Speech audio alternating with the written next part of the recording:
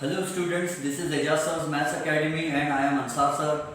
Let us start a new chapter in our life, and this new chapter is acids, bases and salts. Remember, we have studied chapter number 6, life processes. After that, on your request we started electricity, and now at the request made by Kanak, we are starting acids, bases and salts. It's a very good chapter, interesting also, and a very easy chapter, scoring chapter like other chapters.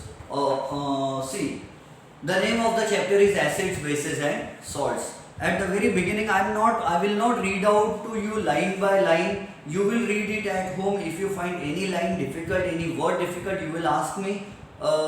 We will, without wasting time, we will start. So it's chapter number 2, acids, bases and salts, on page number 17 of our textbook. At the very beginning of the textbook, they have asked a question. Suppose some family member, what is the name of the chapter? Acids, bases and salts. So in this chapter we will talk about acids. The word acid comes from the Greek word acidus. Acidus means sour. S-O-U-R, sour. So anything which is acidic is sour to taste. जो भी चीज़ खट्टी होती है खाने में, समझ जाना कि ये एसिड होगा इसमें, इसीलिए तो इसका टेस्ट खट्टा है. और अगर कोई चीज़ बेसिक होती है तो वो बिटर होती है टेस्ट में. What is a base? Any substance which can cancel the effect of acid is a base. This is not the definition of a base. Base का definition हम Arrhenius का definition बाद में पढ़ेंगे. जिस substance में OH रहता है, hydroxyl ion रहता है, a substance which releases OH negative ions in water is called a base. वो हम बाद में देखेंगे डिटेल में. अब सुनो कि acids, bases and salts. तो acidity अगर आपके घर में किसी family member को हो जाए तो क्या करेंगे? ये चैप्टर हम क्यों पढ़ रहे हैं? हमें मार्क्स मिलाना है, नो डाउट, ये तो बात है, लेकिन कुछ और भी एम होगा हमारे इस पढ़ने के पीछे. टेक्स्ट बुक में जो बोर्ड वालों ने ये चैप्टर दिया है, so they want us to know about acids and bases and salts, क्योंकि हमारी डे टू डे लाइफ बहुत इंटर रिलेटेड है एसिड से, बेसिस से एंड सॉल्ट से. So at the beginning of the chapter our text book says if some family member suffers from acidity in your house, which household remedy will you give to that person? अगर हमारे family में किसी को acidity हो जाए, acidity होने का मतलब क्या होता है? हमारे पेट में, हमने चैप्टर नंबर 6 लाइफ प्रोसेसेस में पढ़े हैं कि हमारे स्टमक में हाइड्रोक्लोरिक एसिड होता है. And remember, hydrochloric acid is a strong acid, it is a powerful acid. और वो तो अच्छा है कि हमारे स्टमक की जो इंटरनल वॉल्स है और हाइड्रोक्लोरिक एसिड है उसके बीच में म्यूकस का एक लेयर होता है, वरना क्या होता, हमारा पेट जल जाता था, गैस्ट्रिक अल्सर्स हो जाते थे. तो कुछ लोगों को होता है जिनका मूड हमेशा चिड़चिड़ा रहता है, those who always feel irritated, they may suffer from acidity. And what are the symptoms of acidity? Burning sensation in the stomach and in the oesophagus. ऐसा लगता है कि कुछ आग जल रही हो पेट में और चेस्ट में, इसोफेगस में, ऐसा लगता है आग जल रही है. There is a fire burning in the stomach and in the esophagus.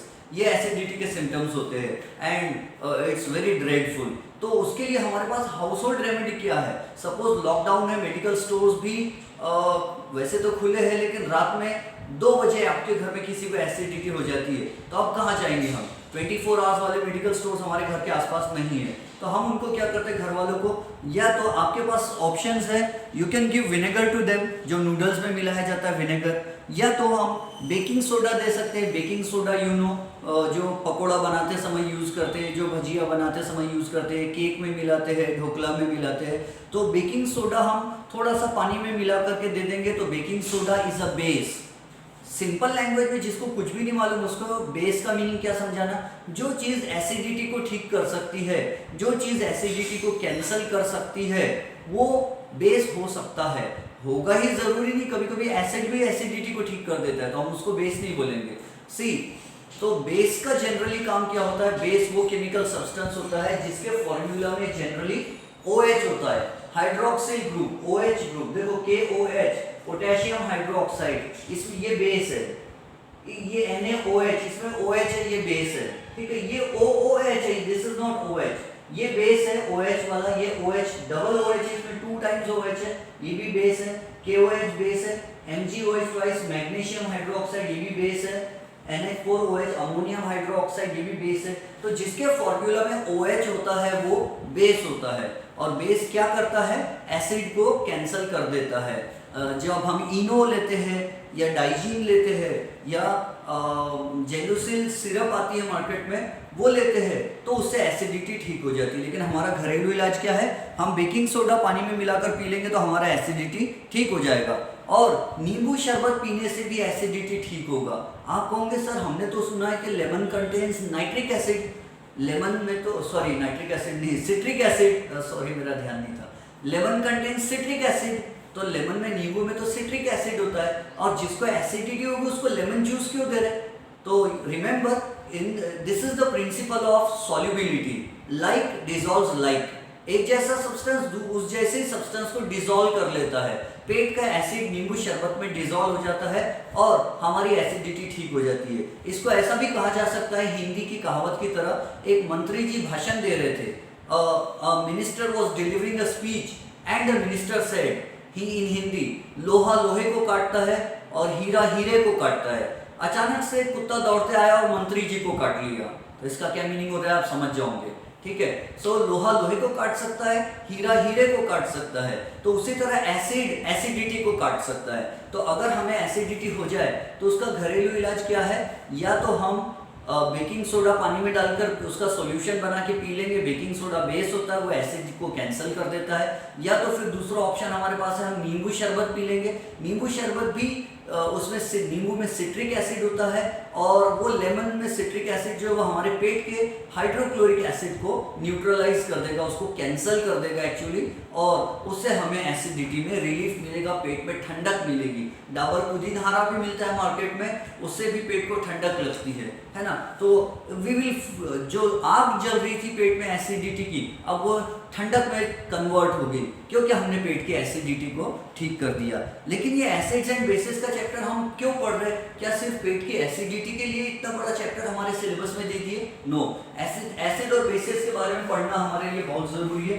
सी, इसका पहला बेनिफिट तो दूध वालों को होता है। दूध बेचने वाले लोग, आपको मालूम है दूध बेचने वाले भैया जो होते हैं उनके पास में टिन कंटेनर होता है, he has a tin can. उनके पास जो डबकी होती है, बॉटल होती है, वो बड़ी वाली बॉटल कैन होती है, वो कैन मेटल की बनी हुई होती है दूध बेचने वाले भैया की, और वो गाड़ी के दोनों साइड में दूध की डबकियां बांध लेते, दूध की कैन बांध लेते, और गाड़ी चलाते चलाते सबके घर में दूध बेचते हुए जाते। Suppose it is summer season, a question has been asked in our text book, जो कुछ भी पढ़ा रहा हूँ टेक्स्ट बुक से ही पढ़ा रहा हूँ, टेक्स्ट बुक के अलावा कुछ खास ज्यादा नहीं पढ़ा रहा हूँ एक्स्ट्रा। तो सी, हाँ, हॉट्स के क्वेश्चंस वगैरह हम एक्स्ट्रा पढ़ेंगे। तो वो दूध बेचने वाले भैया घर से निकले दूध लेकर के, समर सीजन है, वो टिन कैन गर्म आ गई, due to the heavy scorching heat of the sun, the tin cans have become hot, दूध की डबकियां गर्म होगी मेटल वाली। अब क्या होगा, वो दूध को गर्मावट लगने के कारण दूध फट जाएगा, दूध फट जाएगा, the milk will convert into curds, दूध का दही बन जाएगा। And you have studied, you know it very well के milk curds contain lactic acid. आपने वैसे चैप्टर 6 में भी हमने पढ़े हैं कि मसल्स में लैक्टिक एसिड बन जाता है, उससे क्रैम्प्स आते हैं, मोच आती है ना। तो लैक्टिक एसिड कहाँ होता है? दही में होता है। दूध से अगर दूध को बहुत ज़्यादा गर्मी लग जाए और गर्म दूध ट्रैप हो जाए दूध, तो वो दूध से दही बन जाता है। और अगर दूध में समझो उनके पास में 10 लीटर दूध है कैन में भरा हुआ, और वो 10 लीटर दूध में से आधा लीटर दूध दही में कन्वर्ट हो गया, तो क्या होगा मालूम है? 10 लीटर दूध में से आधा लीटर दूध का दही बन जाए, पूरा दही नहीं बना भी, जस्ट दही बन रहा है थोड़ा थोड़ा, तो उसका क्या होगा? दूध का टेस्ट खट्टा हो जाएगा, क्योंकि दूध से दही बन गया और दही में होता है लैक्टिक एसिड। और अभी मैंने थोड़ी देर पहले कहा जो चीज एसिड होती है उसका टेस्ट खट्टा होता है, acids are sour to taste. So if that milk is converted, some part of the milk is converted into lactic acid, the taste of the milk will change, and the people to whom he is going to distribute the milk will not purchase milk from him. वो दूध वाले भैया से ये दूध नहीं खरीदेंगे। इसलिए दूध वाले भैया क्या करते मालूम है? जब वो घर से निकलते हैं समर सीजन में दूध बेचने के लिए, तो उसमें थोड़ा बेकिंग सोडा मिला देते हैं। याद रखो, वो क्या करते हैं? दूध में थोड़ा बेकिंग सोडा, वैसे बेकिंग पाउडर मिलाते होंगे शायद, तो वो दूध में थोड़ा सा बेकिंग सोडा मिला देते हैं। हमारी बुक में तो बेकिंग सोडा दिया हुआ है। तो बेकिंग सोडा क्या है? Base. Baking soda is a base. हम बाद में पढ़ेंगे आगे डिटेल में। तो baking soda is a base, और वो बेस क्या करता है, अगर दूध फट जाए और दूध से दही बनने लग जाए तो दही में होता है एसिड, लैक्टिक एसिड। वो लैक्टिक एसिड को कैंसल करने के लिए दूध वाले भैया उसमें बेकिंग सोडा मिला देते हैं। बेकिंग सोडा क्या करता? एसिड को कैंसल कर देता है, और एसिड अगर कैंसल हो जाए तो उसका खट्टापन गायब हो जाएगा और दूध अब खट्टा नहीं लगेगा। हालांकि थोड़ा थोड़ा दूध फटा हुआ रहेगा, लेकिन खरीदने वालों को पता भी नहीं लगेगा। तो acids, bases and salts chapter पढ़ने का फायदा दूध वाले लोगों को मिल सकता है, यानी जिनके घर में गाय भैंस है। अगर आपके घर में गाय भैंस है, आपके पापा पढ़े लिखे नहीं है, तो आप उनको बोल सकते हैं पापा दूध में ये बेकिंग सोडा मिलाकर बेचा करो। समझ गए? Number 2, farmer. अपनी टेक्स्ट बुक में ये भी दिस इज ऑल्सो गिवन कि फार्मर्स लोगों को भी पता है कि वी आर इन नागपुर में एक कृषि महाविद्यालय है। महाराज बाग गार्डन के पास में एक कृषि महाविद्यालय means a college where agricultural practices are taught. You can do a course in nowadays. Most people are doing engineering and medical. They are going either in medical field or in engineering field. You can do BSc in agriculture. You can do in MSc in agricultural sciences.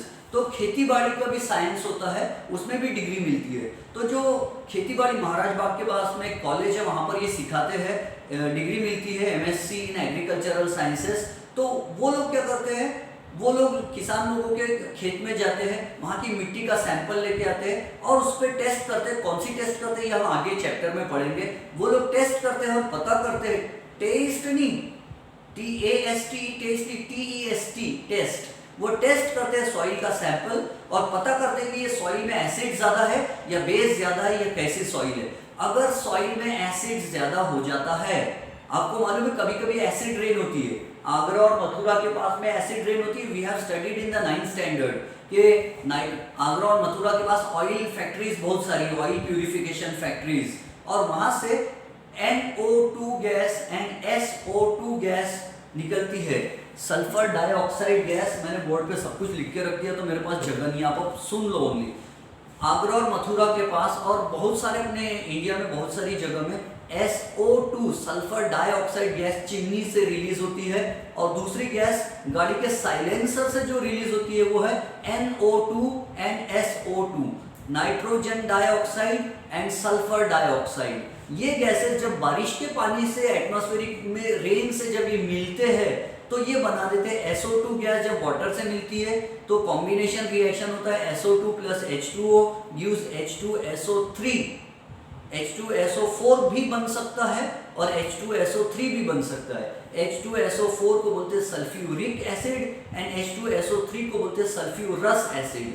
तो चाहे sulphurous acid बने या sulphuric acid बने, वो sulphurous या sulphuric acid बारिश के पानी के साथ और पार आता है और एसिड रेन होती है। वैसे NO2 gas, nitrogen dioxide gas अगर वाटर के साथ कंबाइन हो जाए H2O के साथ, तो H2O plus NO2 combination reaction होके नाइट्रिक एसिड बन सकता है, HNO3 नाइट्रिक एसिड। और ये nitric acid and sulphuric acid and sulphurous acid अगर मिट्टी पे गिर जाए खेत की जमीन में, तो खेती की जमीन की सॉइल एसिडिक हो जाएंगी, और एसिडिक सॉइल होने से आपको मालूम होगा क्या नुकसान हो सकता है। We know, we have studied in the 9th standard that soil contains leguminous plants, especially जिस खेत में leguminous plants लगाते हैं वहाँ की सॉइल में होते हैं rhizobium bacteria, nitrogen fixing bacteria, and अगर एसिडिक सॉइल हो, बहुत ज्यादा एसिडिक सॉइल हो, तो उससे नाइट्रोजन फिक्सिंग बैक्टीरिया मर जाते हैं और सॉइल की फर्टिलिटी कम हो जाती है। तो अगर किसी के खेत की सॉइल एसिडिक है तो वो किसान वाले भैया अगर पढ़े लिखे हैं, if that farmer is a well educated person, he will do one thing, he will take either chalk powder CaCO3 chalk powder, or he will take CaO calcium oxide powder। calcium oxide चूना market में मिलता है, अपन घर में जो white wash करते हैं ना, दीवार को चूना मारते हैं, तो वो चूना सूखा पाउडर मिलता है, उसके टुकड़े भी मिलते हैं पत्थर जैसे और पाउडर भी मिलता है। तो वो पाउडर हम दुकान से खरीद के ला सकते हैं। आई थिंक वो शायद 10 रुपए पर किलोग्राम होगा, ऐसा वो चूने का पाउडर खरीद के लाते हैं, या तो चॉक पाउडर खरीद के लाते हैं CaCO3 कैल्शियम कार्बोनेट, और इसको खेत में ऐसा हैंड ग्लोव्स पहन के ऐसा खेत में फेंकते हो। तो हमको लगेगा ये अंकल, किसान अंकल को क्या हो गया, फार्मर अंकल ऐसा क्यों कर रहे, चूना क्यों फेंक रहे खेत में। तो वो चूना इसलिए फेंक रहे क्योंकि चूना बेसिक है, कैल्शियम ऑक्साइड बेसिक है और CaCO3 सॉल्ट है। तो ये खेत में इसलिए फेंक रहे, वो एसिड को कैंसल कर देगा, एसिड को न्यूट्रलाइज कर देगा और सॉइल में एसिडिटी नहीं रहेगी। तो जो सॉइल में जो बैक्टीरिया है, useful bacteria, rhizobium bacteria, nitrogen fixing bacteria, वो नहीं मरेंगे, है ना। तो पता चला चैप्टर नंबर 1 पढ़ने, सॉरी चैप्टर नंबर 2 पढ़ने का बेनिफिट क्या है। ये दूध वाले भैया को, फार्मर को बेनिफिट मिल रहा है। फिर उसके अलावा we have studied in chapter number 6 life processes, tooth decay क्या होता है ना। अगर हमने रात में दाल चावल कुछ खाए या चॉकलेट्स वगैरह, किसी का बर्थडे था, केक वगैरह खाए और हम सो गए, तो जनरली हम मुंह बंद करके सोते, मुंह खुला करके सोएंगे तो मुंह में मच्छर घुस जाएगा, तो हम मुंह बंद करके सोते, we close the mouth and then we go to sleep. So when our mouth is closed, anaerobic bacteria act upon the food particles that are stuck to our teeth। हमारे दांतों में जो खाने के पार्टिकल्स चिपक जाते हैं, कुछ लोग रात में खाना खाते हैं तो कुल्ली नहीं करते, वो कुल्ला करना चाहिए, मतलब they should rinse their mouth, they should do a little bit of gargling, है ना, मुंह में पानी लेके करके थूकना चाहिए, ताकि दांतों में फंसा हुआ दाल चावल रोटी पालक की भाजी और जो कुछ भी होगा वो सब फेंक देना चाहिए, च्युइंगम और दांतों में चिपकी हुई चॉकलेट और केक पेस्ट्री, वो सब निकल जाना चाहिए। अगर आप ऐसा नहीं करते हो, वैसे सो जाते हो, तो what will happen, the tooth enamel, हमारे दांतों पे व्हाइट कलर का पेंट मारा हुआ है and that paint is made up of calcium phosphate. Calcium phosphate का फॉर्मूला है Ca3PO4 ट्वाइस। अभी उसका फॉर्मूला याद मत रखो, बाद में मैं समझाऊंगा, याद रखो। So our tooth enamel is made up of calcium phosphate and it is the hardest substance in our body. हमारे बॉडी का सबसे हार्डेस्ट सब्सटेंस जो है वो कैल्शियम फॉस्फेट है, स्ट्रॉन्गर देन द बोन्स, हड्डियों से भी ज्यादा मजबूत है। लेकिन अगर हमारे मुंह में बहुत ज्यादा एसिड बन जाता है, आगे चल के हम पढ़ेंगे पीएच क्या होता है, अगर 5.5 से पीएच कम हो जाता है, यानी हमारे मुंह में एसिडिटी अगर बहुत बढ़ जाती है, तो वो एसिडिटी के कारण हमारा टूथ इनामेल खराब हो जाएगा। दांतों पे जो व्हाइट कलर का पेंट मारा है कैल्शियम फॉस्फेट का, वो पेंट खराब हो जाएगा, टूट जाएगा, निकल जाएगी, उसकी पपड़ी निकल जाएगी और फिर अंदर जो हमारे दांत है, जो व्हाइट पेंट निकलने के बाद अंदर के जो दांत है हमारे, they will become chalky teeth. Chalky teeth यानी जैसे चॉक को स्क्रैच करो तो पाउडर निकलता है, तो हमारे दांत को भी स्क्रैच करेंगे तो पाउडर निकलेगा दांत में से और दांत पतले होकर दांतों में सेंसिटिविटी आ जाएगी, दांत टूट भी जाएंगे, ब्रिटल हो जाएंगे, कुरकुरे होकर टूट जाएंगे किटकैट की तरह। और उसके अलावा हमारे दांतों में सेंसिटिविटी आ जाएंगी, चाय पिएंगे तो दांत झंझनाएंगे, गर्म पानी ठंडा पानी पी लेंगे तो दांतों में बॉडी में झंझनाहट आएंगी। आपने टीवी में ऐड देखा होगा सेंसोडाइन टूथपेस्ट का, तो ये प्रॉब्लम आ सकती है।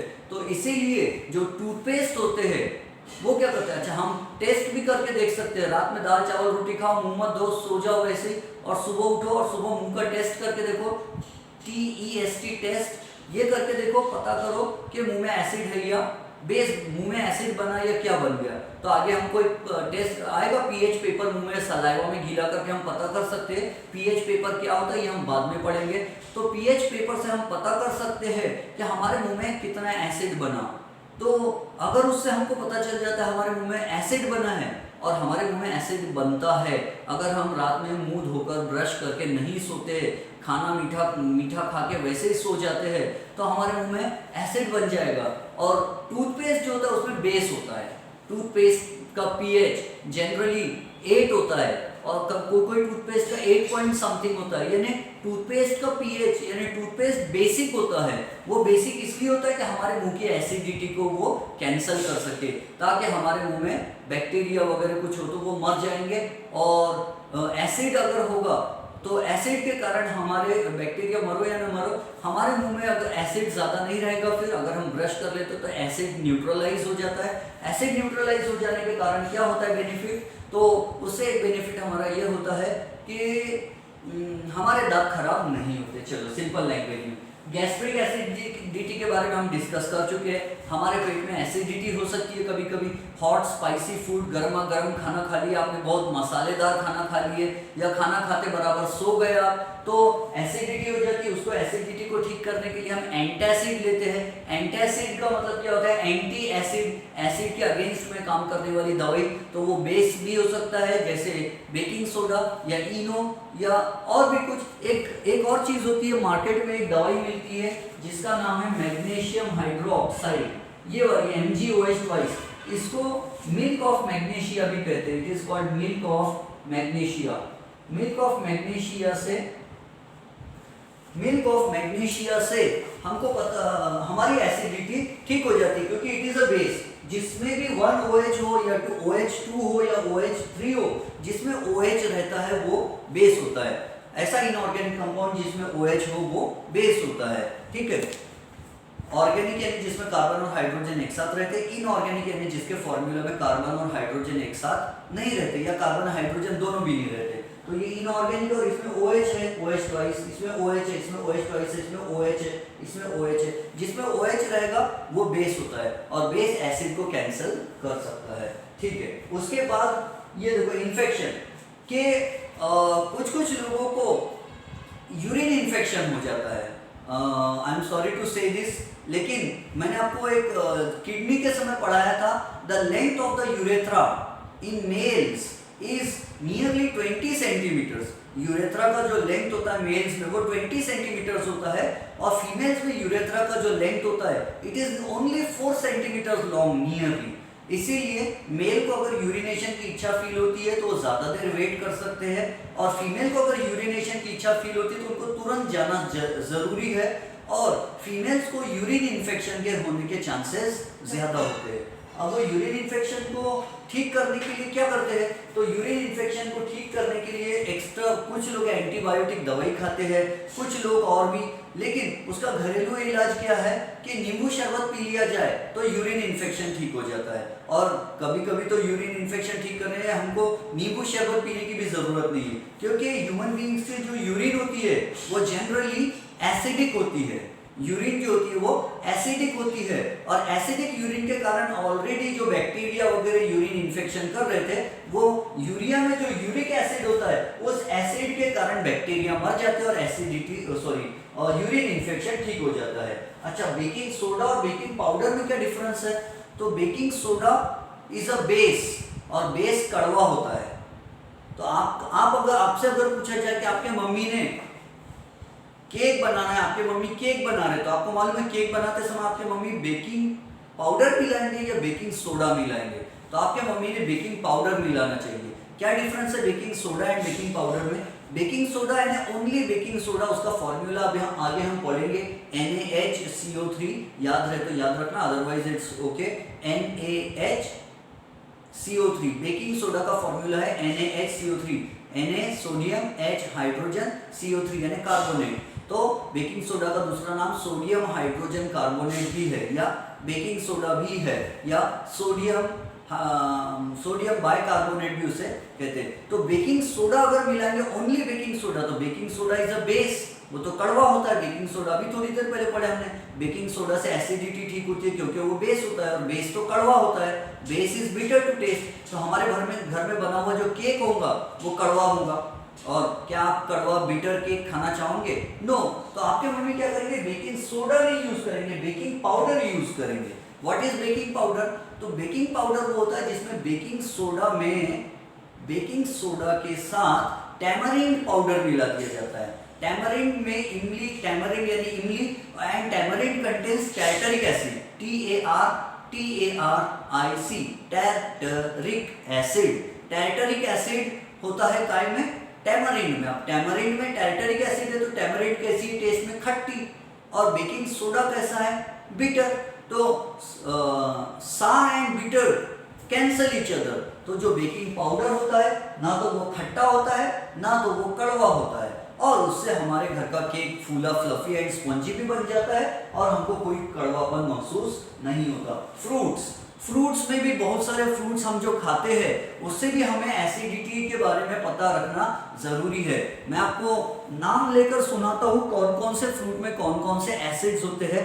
मेरे सामने एवरग्रीन बुक है, उसमें बहुत सारे नाम दिए और उसमें कौन कौन से में क्या एसिड है वो दिया हुआ है। वैसे बाय द वे कुछ तो आपको ऑलरेडी मालूम है, tamarind contains tartaric acid, raw tomato contains oxalic acid, OXALIC oxalic acid होता है कच्चे टमाटर में।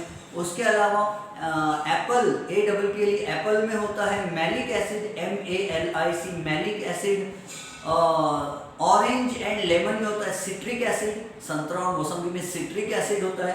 और जब ये एंट हमको काटता है, हमारे घर की लाल वाली चींटी जब हमको काटती है, काली वाली चींटी इज अ वर्कर एंट, मजदूर होती है, वो काटती नहीं है। लेकिन रेड एंट जो होते हैं वो सोल्जर्स होते हैं, वो काटते हैं। और वो रेड एंट उसका वो हमको इंजेक्शन चुभाता है और हमारे बॉडी में कौन सा एसिड डाल देता है, formic acid. In the Greek language ant was called फॉर्मा, एंट को फॉर्मा बोलते थे, इसीलिए एंट के बॉडी में जो एसिड रहता है उसको फॉर्मिक एसिड बोलते हैं। और वही एसिड हनी बी के स्टिंग में भी होता है। जब मधुमक्खी हमें काटती है, when we are stung by a honeybee, the honeybee injects formic acid into our bodies. honeybee हमारी बॉडी में फॉर्मिक एसिड डाल देती है और वो फॉर्मिक एसिड के कारण हमारी बॉडी में जलन खुजली होती है, क्योंकि एसिड हमारे बॉडी में आ जाता है। तो उसका इलाज क्या है, बेकिंग सोडा लो, वहां डाल के थोड़ा घिस लो या साबुन से धो लो। साबुन भी बेसिक होता है, चाहे नहाने का साबुन हो चाहे कपड़े धोने का साबुन हो, whether it is a detergent soap, whether it is a bathing soap or washing soap, or even detergent powder, these are all basic। फिर उसके अलावा पढ़ना ये जरूरी इसलिए भी है कि अगर किसी सॉइल में या कहीं के पानी में एसिड रेन हो जाती है तो वहां का पानी कैसा हो जाएगा, एसिडिक हो जाएगा। और उस एसिडिक वाटर में अगर झींगा मछली रहती है, fish and other aquatic animals are present there, they will die because of excessive acidity in the water। तो एसिड रेन से, तो इसलिए भी हमको ये एसिड बेस का कॉन्सेप्ट पढ़ना जरूरी है ताकि हम ये झींगा मछली वगैरह के बारे में केयर कर सके। अच्छा, उसके बाद sour and salt substances should not be kept in brass और कॉपर वेसल्स। ये भी हमारे बुक में गिव साइंटिफिक रीजन में पूछा है कि दही और खट्टी चीजें जो होती है वो पीतल के बर्तन या तांबे के बर्तन में, ब्रास और copper utensil, you know brass is an alloy of copper and zinc. तो ब्रास जो होता है ये एलॉय है, दो मेटल्स का मिक्सचर है, इसमें कॉपर एंड जिंक होता है, तो मतलब इसमें भी कॉपर है। और अगर प्योर कॉपर का बर्तन है तो कॉपर वाले बर्तन में खट्टी चीज नहीं रखना चाहिए। उससे क्या होता है, तो कॉपर वाले बर्तन में अगर दही रखेंगे तो दही ग्रीन कलर का हो जाएगा और दही पॉइजनस हो जाएगा, तो उससे फूड पॉइजनिंग हो सकती है। प्लस में कॉपर का जो बर्तन है वो भी खराब हो जाएगा, उस पर स्टेन्स आ जाएंगे, उसका कोरोजन हो जाएगा, कॉपर के बर्तन का कोरोजन हो जाएगा। ठीक है, कॉपर के बर्तन में इसीलिए दही कभी नहीं खाना चाहिए। Copper reacts with atmospheric carbon dioxide and forms copper carbonate CuCO3। Copper carbonate is a salt, CuCO3 copper carbonate is a salt, और जिसका भी नाम ATE में खत्म होता है, ATE या IDE में खत्म होता है, वो जनरली सॉल्ट होता है। कॉपर कार्बोनेट सॉल्ट, CuCO3 तो सॉल्ट है।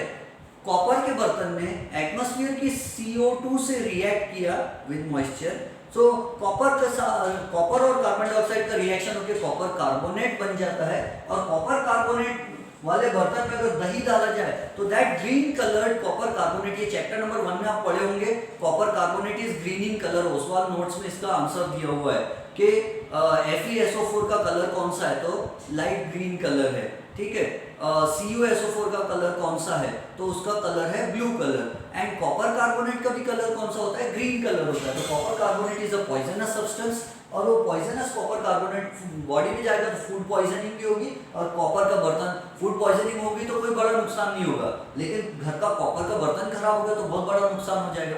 मजाक कर रहा हूँ। अब सुनो, फिर नेटल लीव्स, एक प्लांट है, उसके लीव्स में कांटे कांटे लगे रहते हैं छोटे छोटे, और वो नेटल प्लांट हमको चुभ जाए तो नेटल प्लांट में से फॉर्मिक एसिड हमारे स्किन में, बॉडी में घुस जाता है और हमको खुजली करता है, इरिटेशन होता है, इचिंग होती है। और वो इचिंग को ठीक करने के लिए फिर हमको कोई बेस लगाना पड़ता है, डॉग प्लांट कोई बेस हमको लगाना पड़ता है तो वो उससे एसिडिटी ठीक होती है। अब देखो अपनी टेक्स्ट बुक ने ये एक्टिविटी दी है, it's the activity is given on page number 18। They have asked a question first and then they have given activity. तो we will first deal with the activity because the lecture is, I think we should stop here. I started at 1:20, so it's 1:20, 10 and 20, half an hour. Okay, half an hour हुआ तो हम 10 minutes और पढ़ लेंगे। See, an activity is given in our textbook. I will read out the activity to you and then we will discuss the result. Acids and bases in the laboratory. Activity 2.1. Collect the following samples from the science laboratory. Hydrochloric acid, sulfuric acid, nitric acid, acetic acid, hydrochloric acid, sulfuric acid, nitric acid, acetic acid, sodium hydroxide, calcium hydroxide, potassium hydroxide, magnesium hydroxide, ammonium hydroxide. These are the samples we have to collect from the laboratory. Put a drop of each of the above solutions on a watch glass and test with a drop of the following indicators as shown in table 2.1. A table is given on page number 18 in our textbook. What change in color did you observe with red litmus, blue litmus, phenolphthalein, methyl orange solution? Tabulate your observations. See, we have to do one thing. We have to take these samples. We have to bring these things from the laboratory. Hydrochloric acid. And we will put red litmus solution in hydrochloric acid, or we can put hydrochloric acid, a drop of, no, we will put a drop or two of hydrochloric acid in red litmus solution. What will happen? There will be no color change. And if you put it in blue litmus solution, the blue litmus solution will turn red. Carefully ध्यान देना, इसमें 4 acids है और 5 bases है and the results are very easy to observe. See, 1, 2, 3, 4. The first 4 are acids. ACIDS, acids. And the next 5 are bases. This is 5, 6, 7, 8, 9. These are BASES. For bases we should use a different color. So this is 5, 6, 7, 8, 9. BASES. Bases. And we know a base is a substance which can cancel acid. A base contains OH in its formula most of the times. See, तो ये पहले क्या है 4. तो याद रखना, whenever an acid reacts with the red litmus solution, there is no change in the color of the red litmus solution. The red litmus solution remains red. Confused हो जाएंगे या नहीं हो जाएंगे? Can we use red litmus solution to find out which is acid, which is base? Yes. If we take red litmus solution and if red litmus solution is put into any acid or any acid is put into red litmus solution, we do not see any change in the color of the red litmus solution. The red litmus solution remains red. But if we add a few drops of a base in red litmus solution, the red litmus solution turns blue. Okay, so in acid, no change. When we see, we can say if there is an acid, so no change, or it's already written here. For an acid, there is no change in red litmus solution. And blue litmus paper turns red. Blue litmus turns red. When a blue litmus turns red, we have to suppose that it is an acid. When a blue litmus becomes red, the substance is acid. And when a red litmus paper becomes blue, it is a base. When a red litmus paper becomes blue, it is a base. And when blue litmus paper, we can take paper also, moist paper. But let us not talk about paper, its solution given in our textbook. So when red litmus solution turns blue, its color becomes blue, we have to know that the substance must be base. For an acid, red litmus solution does not show any color change. Blue litmus solution, when acid is added to blue litmus solution, its color changes to red. And when a base is added to blue litmus solution, the blue litmus solution remains blue. Understood? You can pause the video and note down these important things. So what are the ways in which we can find out whether a particular given substance is acid or base? दी हुई चीज acid है या base है, ये हम कैसे पता कर सकते हैं? हम लिटमस सॉल्यूशन से पता कर सकते हैं। ब्लू लिटमस सॉल्यूशन अगर रेड हो गया तो समझ जाओ ये एसिड है, और रेड लिटमस सॉल्यूशन अगर ब्लू हो गया तो समझ जाओ बेस है। तीसरा phenolphthalein. Phenolphthalein is a water coloured liquid. ये वाटर कलर जैसा लिक्विड होता है, लेबोरेटरी में प्रेजेंट होता है। 11th एंड 12th स्टैंडर्ड में केमिस्ट्री लैब में students do a lot of practicals and they keep on using it again and again in titration practicals. Titration reaction करते हैं वो लोग, उसमें बार बार यूज करते हैं। 11th एंड 12th में बहुत होते हैं ये प्रैक्टिकल्स। सो फिनोल्फथालीन, फिनोल्फथालीन को remember, red litmus paper, blue litmus paper are natural indicator, solutions are indicator. Indicator आपको मालूम है, गाड़ी का इंडिकेटर होता है, लेफ्ट टर्निंग राइट। इंडिकेटर यानी जो इंडिकेट करता है, और जो चीज ये इंडिकेट करती है कि ये एसिड है या बेस है उसको इंडिकेटर बोलते हैं। तो हमने फर्स्ट इंडिकेटर कौन सा पढ़ा? Red litmus solution. Red litmus solution acid में क्या करता है? कुछ नहीं होता है, इट रिमेन्स रेड। बेस में रेड लिटमस सॉल्यूशन क्या हो जाता है? बेस में ब्लू हो जाता है। ब्लू लिटमस सॉल्यूशन क्या होता है? एसिड में डाल दो तो रेड हो जाता है, बेस में डालो तो कुछ भी नहीं होता है, ब्लू का ब्लू रहता है। फिनोल्फथालीन, अगर एसिड में फिनोल्फथालीन डाल दिया जाए, अगर एसिड में फिनोल्फथालीन डाल दिया जाए तो phenolphthalein remains colourless, the solution remains colourless. अगर किसी कलरलेस एसिड में फिनोल्फथालीन डाल दिया जाए तो द सॉल्यूशन रिमेन्स कलरलेस। और अगर बेस में डाल दिया जाए अगर फिनोल्फथालीन तो पिंक कलर हो जाता है सॉल्यूशन का। किसी कलरलेस बेस में फिनोल्फथालीन डाल दिया जाए तो कलर कौन सा हो जाएगा? पिंक हो जाएगा। अंडरस्टूड? एसिड में फिनोल्फथालीन डालने से कोई कलर नहीं रहता, कलरलेस रहता। बेस में फिनोल्फथालीन डाल दिया जाए तो इट बिकम्स पिंक। उसके opposite there is another indicator. Phenolphthalein also is an indicator. It is called synthetic indicator because it is synthesized in the laboratory. It is made in the laboratory. Phenolphthalein and methyl orange. Methyl orange is a synthetic indicator like phenolphthalein. Methyl orange का original colour कौन सा होता है? Orange. और जो neutral solution होता है, कोई चीज ऐसी होती है दुनिया में जैसे pure distilled water which is neither acidic nor basic. ऐसा नहीं कि दुनिया में बस दो ही चीजें एसिड और बेस, नहीं, कोई चीज न्यूट्रल भी रह सकती है, कोई सॉल्ट भी रह सकती है। तो सी मिथिल ऑरेंज, और सॉल्ट भी बहुत सारे टाइप्स के होते हैं, वो हम बाद में पढ़ेंगे। Mithil orange solution, Mithil orange solution को अगर एसिड में डाल दिया जाए तो पिंक कलर हो जाता है, और बेस में डाल दिया जाए तो येलो कलर हो जाता है। मिथिल ऑरेंज को एसिड में डाल दिया जाए तो पिंक कलर हो जाता है, और बेस में डाल दिया जाए तो येलो कलर हो जाता है। तो आप इसका एक ये तो टेबल है, आप इसको शॉर्टकट में बना लेना, ऐसा लिख देना मिथिल ऑरेंज। एसिड में कौन सा कलर आया मिथिल ऑरेंज का? पिंक। तो ऐसा लिख देना मिथिल ऑरेंज एसिड में पिंक, और बेस में कौन सा कलर आया? Yellow. Mithil orange acid pink, base yellow. देखो शॉर्टकट में याद रखने बन गया। फिनोल्फथालीन के लिए क्या कर देंगे? फिनोल्फथालीन का पी कर देंगे। एसिड में कौन सा कलर है? फिनोल्फथालीन कलरलेस, तो एसिड में कलरलेस कर देंगे, तो कलरलेस के लिए क्या लिखोगे? AC colourless. और फिनोल्फथालीन बेस में कौन सा कलर देता है? पिंक कलर देता है। तो ऐसा याद रख सकते हो। शॉर्टकट में निमोनिक्स बनाओ, क्योंकि एग्जाम में इतना ऐसा टेबल तो लर्न नहीं करके रख सकते आप। Phenolphthalein acid colourless, base pink. Mithil orange acid pink, base yellow. ठीक है, उसी तरह blue litmus and red litmus का भी आप याद रख सकते हैं।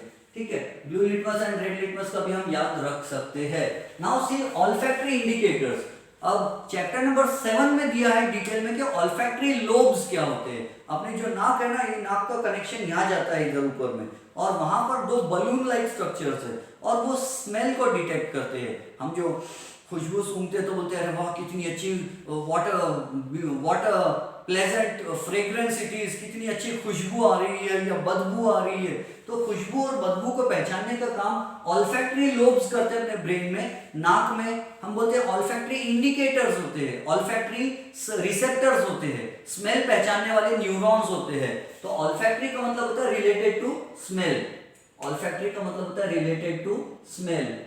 तो those indicators which indicate whether a given substance is acid or base on the basis of presence or absence of smell are called olfactory indicators. For example, red onion, ये देखो घरेलू चीज जिससे हम एसिड और बेस को पहचान सकते हैं। अब आपको मालूम है अपनी टेक्स्ट बुक में एक एक्टिविटी दी है, क्या कहा है, take a piece of cloth, एक कपड़ा ले लो बड़ा वाला, और chop the pieces of onion, प्याज को वो छोटे छोटे उसको चॉप करके टुकड़े करो, और वो कपड़े के छोटे छोटे टुकड़े में गीली प्याज को रख दो, तो कोई गीली प्याज का रस कपड़े में आ जाएगा, और कपड़े को सूंघेंगे तो बदबू आएगी, अब उस कपड़े के ऊपर में एक कपड़े पर एसिड डालो, एक कपड़े पे बेस डालो, और जो एसिड वाला कपड़ा उसको सूंघो तो बदबू आएगी, और बेस वाले को सूंघोगे तो फाउल स्मेल डिसअपियर होगी, बदबू गायब होगी। ठीक है, अब वो इतना याद मत रखो, देखो यहाँ पे easy, we will take red onions, लाल कलर की प्याज लेंगे और उसके चिप्स लेंगे, तो अगर कोई सब्सटेंस एसिड है, एंड एसिड कहां तक है, ये देखो यहां तक एसिड है, रेड वाले के ऊपर के एसिड है, नीचे के बेस है, तो जो भी चीज एसिडिक होगी तो ऑनियन की बदबू नॉट डिस्ट्रॉयड, ऑनियन का फाउल स्मेल डिस्ट्रॉय नहीं होगा, यानी एसिड अगर ऑनियन में मिल जाए तो बदबू डिस्ट्रॉय नहीं होती, एसिड एंड ऑनियन अगर मिल जाए तो फाउल स्मेल डिस्ट्रॉय नहीं होती। आप ट्राई कर सकते, प्याज काटो घर में, उसमें नींबू का रस डाल दो, नींबू के रस में एसिड है और ऑनियन में बदबू आती है, और फिर वो नींबू का रस डालिए, प्याज को सूंघ कर देखो तो बदबू नहीं जाएगी।